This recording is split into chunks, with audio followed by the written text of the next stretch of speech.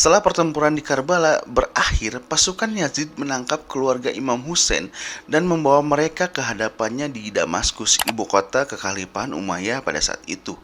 Selama perjalanan menuju Damaskus dan selama berada di sana, keluarga Imam Hussein diperlakukan dengan tidak baik dan sangat buruk dan tidak sangat hormat, cuy.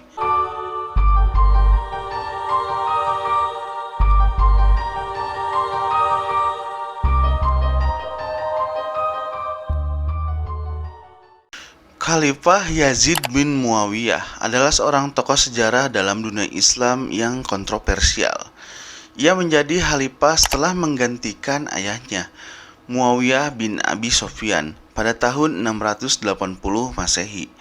Yazid merupakan khalifah kedua dari dinasti Umayyah yang berkuasa, dan masa pemerintahannya penuh dengan peristiwa penting yang berdampak besar bagi umat Islam. Pada awal pemerintahannya, Yazid menghadapi tantangan besar dari berbagai pihak yang menolak pemerintahan keluarga Umayyah. Salah satu peristiwa paling kontroversial yang terjadi selama masa kekuasaannya adalah tragedi di Karbala. Tragedi di Karbala terjadi pada tanggal 10 Muharram 61 Hijriah atau 10 Oktober 680 Masehi. Pada peristiwa ini, cucu Nabi Muhammad SAW, Imam Hussein bin Ali bersama keluarga dan pengikutnya yang berjumlah sekitar 72 orang mengalami pembantaian di Karbala, Irak oleh pasukan Yazid. Ini terjadi karena Imam Hussein menolak untuk memberikan kesetiaannya kepada Yazid sebagai khalifah dan menuntut perubahan dalam kepemimpinan otoriter dan korup dari dinasti Umayyah. Tragedi di Karbala memicu reaksi berbagai kelompok di dunia Islam, terutama para pengikut Ahlul Bait yang menjadi simbol perlawanan terhadap rezim otoriter Yazid. Peristiwa ini juga membantu memperkuat perbedaan antara kelompok Syiah dan Sunni dalam Islam. Selama pemerintahannya, cuy, Yazid juga berhadapan dengan pemberontakan yang dipimpin oleh Abdullah bin Zubair di Mekah dan Husain bin Ali di Kufah. Pemberontakan ini menunjukkan ketidakpuasan banyak orang terhadap pemerintahannya Yazid, cuy. Meskipun terdapat pandangan negatif terhadap Khalifah Yazid karena peranannya dalam tragedi Karbala dan krisis politik yang terjadi selama masa kekuasaannya, ada juga pendapat yang lebih toleran yang berpendapat bahwa ia mewarisi pemerintahan yang sulit dari ayahnya dan menghadapi banyak tantangan yang kompleks, cuy.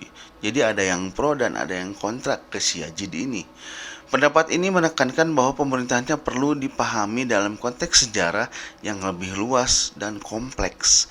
Dan inilah beberapa kekejaman yang kontroversial yang dilakukan oleh Yazid, cuy. Yang pertama, pembantaian di Karbala. Pasukan Yazid di bawah pimpinan Umar bin Sa'ad melancarkan serangan terhadap kelompok Imam Hussein yang berjumlah sekitar 72 orang, termasuk perempuan dan anak-anak. Pasukan Yazid yang lebih besar dan lebih kuat bersenjata lengkap menghadapi kelompok Imam Hussein yang kelaparan, kehausan, dan kelelahan karena diblokade dari air dan makanan selama berhari-hari oleh pasukan Yazid. Dalam pertempuran yang tidak seimbang ini, pasukan Yazid membantai hampir seluruh kelompok Imam Hussein. Kekejaman ini menyebabkan banyak korban jiwa termasuk Imam Hussein sendiri, cuy. Yang kedua, penangkapan keluarga Nabi Muhammad SAW. Setelah pertempuran di Karbala berakhir, pasukan Yazid menangkap keluarga Imam Hussein dan membawa mereka ke hadapannya di Damaskus, ibu kota kekhalifahan Umayyah pada saat itu. Selama perjalanan menuju Damaskus dan selama berada di sana, keluarga Imam Hussein diperlakukan dengan tidak baik dan sangat buruk dan tidak sangat hormat, cuy. Lalu yang ketiga, pertontonan kepala Imam Hussein, salah satu tindakan kekejaman yang paling mengenaskan dalam sejarah Islam. Kepala Imam Hussein dipenggal dan tubuhnya dipamerkan di depan Yazid dan kepalanya dipamerkan juga di depan Yazid.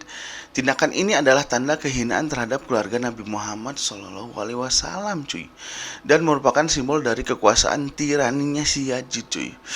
Astagfirullahaladzim, nauzubillah, ya Allah. Tragedi di Karbala telah menyisakan luka mendalam dalam sejarah Islam dan menjadi simbol perjuangan melawan kezaliman dan penindasan rezim Yazid bin Muawiyah cuy.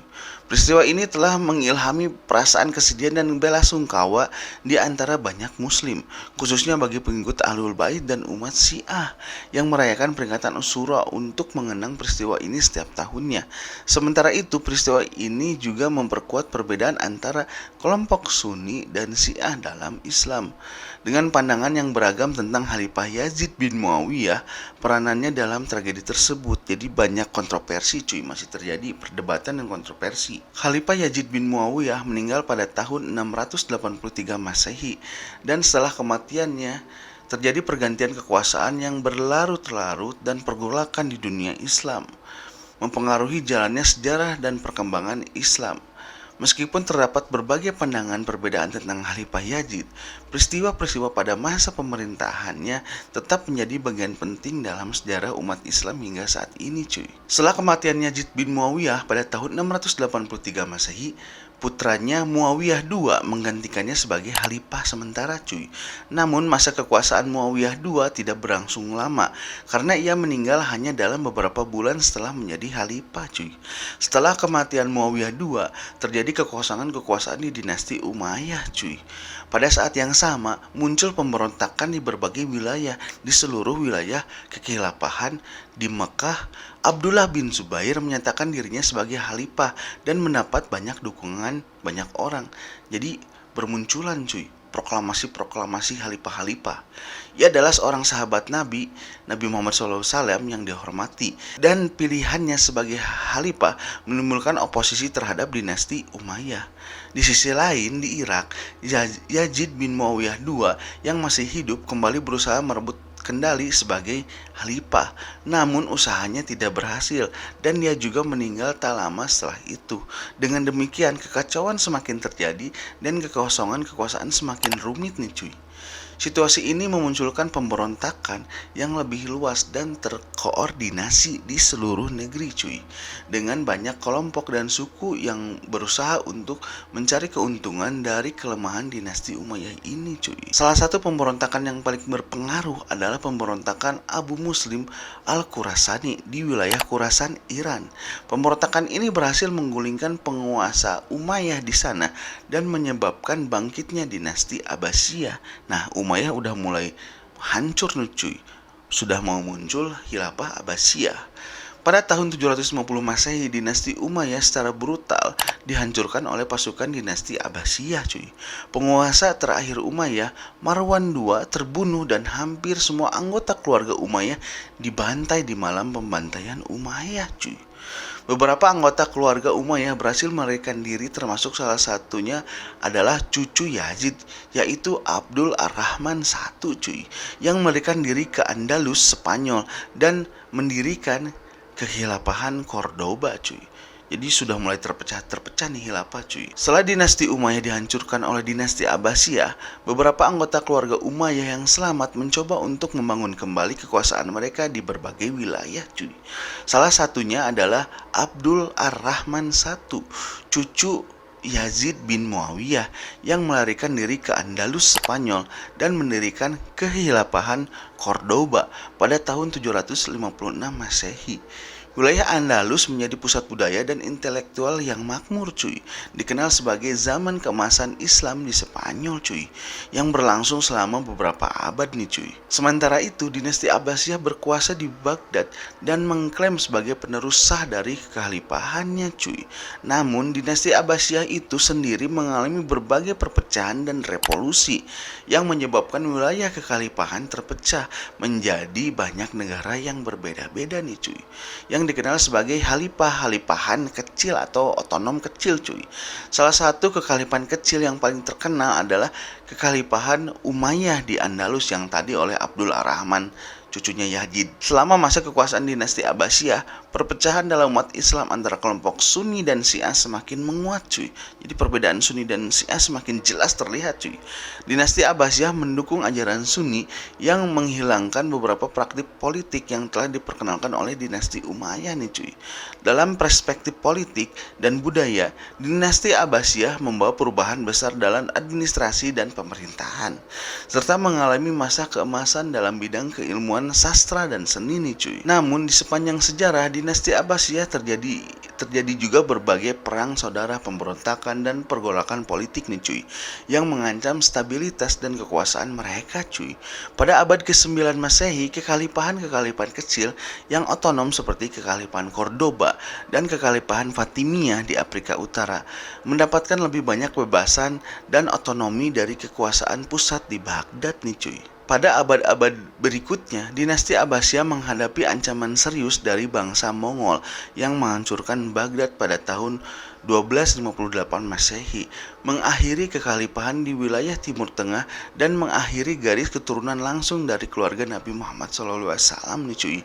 Setelah runtuhnya dinasti Abbasiyah dan kekhalifahan di wilayah Timur Tengah oleh bangsa Mongol nih cuy, pada tahun 1258 Masehi, dunia Islam mengalami lebih banyak perubahan yang signifikan cuy. Wilayah yang pernah menjadi bagian dari kekhalifahan berubah menjadi berbagai kerajaan dan khalifahan-khalifahan kecil ya cuy, yang otonomnya diatur masing-masing, memiliki penguasaan sendiri cuy dalam otonomi daerahnya cuy. Jadi nggak berinduk lagi ke khalifah pusat nih cuy. Selain kekhalifahan Cordoba di Andalus yang telah berdiri sejak 756 Masehi, beberapa kerajaan dan kekhalifahan baru muncul di wilayah yang dahulu termasuk dalam kekhalifahan Abbasiyah.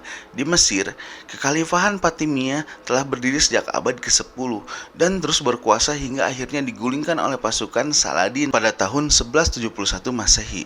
Saladin kemudian mendirikan dinasti Ayyubiyah yang kuat dan berhasil merebut kembali Yerusalem dari tentara salib Kristen cuy. Pada saat yang sama juga nih cuy, wilayah-wilayah lain di Timur Tengah dan Afrika Utara melihat kemunculan berbagai dinasti dan dinasti kecil yang berkuasa secara otonom. Contoh-contoh termasuk dinasti Mamluk di Mesir dan Suriah serta dinasti Almohad dan dinasti Marinid dan di Maroko nih cuy dan sekitarnya. Pada abad ke-13 hingga ke-16 Masehi, dunia Islam juga menyaksikan kemunculan Kesultanan Utsmaniyah yang berbasis di Anatolia, Turki. Nah, jadi Abbasiyah udah mulai runtuh, sekarang muncul Utsmaniyah di Turki cuy. Kesultanan Utsmaniyah yang dipimpin oleh Osman I dan penerusnya mengalami pertumbuhan pesat dan akhirnya mengambil alih kota-kota besar seperti Konstantinopel pada tahun 1453 Masehi yang menandai akhir dari Kekaisaran Romawi Timur dan menjadi awal dari Kesultanan Utsmaniyah yang menjadi kekhalifahan Islam terakhir. Nah, ini kekhalifahan Utsmaniyah ini cukup lama nih cuy, ini berkuasanya cuy. Kesultanan Utsmaniyah mencapai puncak kejayaannya pada abad ke-16 dan ke-17 Masehi di bawah pemerintahan Sultan Sulaiman yang Agung. Pada masa keemasan kesultanan ini, kebudayaan keilmuan Islam berkembang pesat nih cuy. Dan kesultanan ini menjadi kekuatan dominan di dunia cuy. Namun seiring berjalannya waktu, kesultanan ini menghadapi tantangan internal dan eksternal yang berat cuy. Terjadi perang saudara dan perebutan kekuasaan di antara anggota keluarga kekaisaran pada saat itu cuy. Pada saat yang sama juga, kekuatan Eropa seperti Spanyol dan Fenisia semakin mengancam wilayah kesultanan cuy, karena akan terjadinya perang dunia ke-1 nih cuy. Pada abad ke-19 Masehi, Kesultanan Utsmaniyah mengalami kemunduran yang signifikan cuy. Wilayah-wilayahnya semakin berkurang akibat kampanye nasionalis dan kolonialis oleh negara-negara Eropa nih cuy. Pada awal abad ke-20 selama Perang Dunia I, Kesultanan Utsmaniyah ikut berperang di pihak Jerman dan akhirnya hancur juga nih cuy. Ini mulai ambang kehancurannya kekhalifahan Utsmaniyah. Setelah Perang Dunia I, kekhalifahan terakhir di dunia Islam, kekhalifahan Utsmaniyah dihapuskan pada tahun 1924 oleh Republik Turki yang baru dibentuk. Hal ini mengakhiri Khalifah Utsmaniyah yang kurang lebih menguasai 13 abad cuy pemerintahan kekhalifahan dalam dunia Islam nih cuy. Dengan demikian, setelah runtuhnya dinasti Umayyah, dinasti Abbasiyah, dunia Islam menyaksikan berbagai periode kejayaan, penaklukan, perpecahan dan kemunduran. Peristiwa-peristiwa ini membentuk sejarah yang kaya dan kompleks dengan pengaruh dan konsekuensi yang berdampak pada perkembangan dunia Islam cuy hingga saat ini cuy. Nah, itu sedikit cerita tentang Yazid ya. Jadi kita merunut dari kekhalifahan Yazid bin Muawiyah, Umayyah gitu kan, Abbasiyah dan Utsmaniyah, yaitu hanya sekedar wawasan dan berbagi sharing. Terima kasih telah menonton video ini. Goodbye and bye bye.